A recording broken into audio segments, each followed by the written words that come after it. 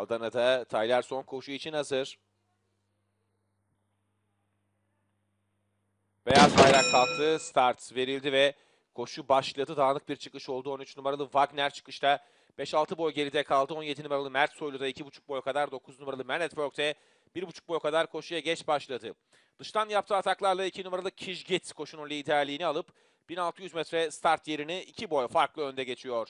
İkincilikte 15 numaralı Bakşat var. Onun 1,5 boy gerisinde 6 numaralı Eymenim. Eymenim'in 1,5 boy gerisinde dördüncülüğe sokulan Safkan Ekürülerden 5 numaralı Petrino oldu.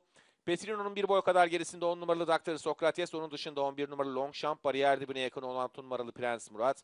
1 boy kadar geride dış kulvarda 1 numaralı Mara Nehri, yarım boy içinde 8 numaralı Roy diyor. Hemen dışında 7 numaralı Barınton var, onun dışında da 12 numaralı Kalimnos'u izliyorum. Bu sırayla Safkanlar 1000 metre start yerine doğru ilerliyor. 2 numaralı Kijgit koşuda liderliğini 2 boy farkla yine 15 numaralı Bakşat'ın önünde devam ettiriyor. 1,5 boy kadar geride üçüncülüğe içten gelen 16 numaralı Prens Murat sarktı. Hemen dışında 1000 geçilirken 6 numaralı Eymenim yerini dördüncülükte koruyor. 2,5 boy kadar geride 5 numaralı Petrino 5. sırada. Son 800'e doğru onun 1 boy kadar gerisinde 10 numaralı Dr. Sokrates. Dr. Sokrates'in de 1,5 boy kadar gerisinde 17 numaralı Mert Soylu 7.liğe sarktı. Onu yarım boy kadar gerisinde iç kulvara yakın 11 numaralı Longchamp sırasıyla Taylar son 600 metreye doğru yaklaşıyor. Koşunun liderliğini şimdi ortadan yüklenen 15 numaralı Bakşat Kijgit'ten aldı. Hemen dışına 6 numaralı Eymenim geldi. İçlerinde kaldı. Kijgit 3.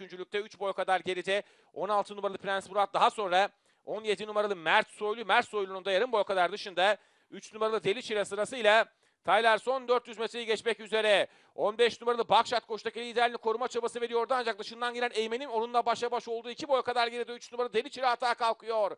Son 200 geçilirken liderlik şimdi dıştan gelen 3 numaralı Deli Çile'ye geçti. 1,5 boyda fark yaptı Butay. Ortadan Bakşat'ın, bariyer dibinden Mert Soylu'nun, daha geriden Dr. Sokrates'in çabaları var, fakat son 150'de 4 boy fark yaptı 3 numaralı Deli Çile. Mehmet Kaya ile 3 numaralı Deli Çile koşuyu kazandı. 10 numaralı Dr. Sokrates ikinci, 17 numaralı Mert Soylu üçüncü oldu. 6 numaralı Eymenim de koşuyu dördüncü bitirdi. Adana'daki son koşuyu 3 numaralı Deli Çile Mehmet Kaya ile kazandı.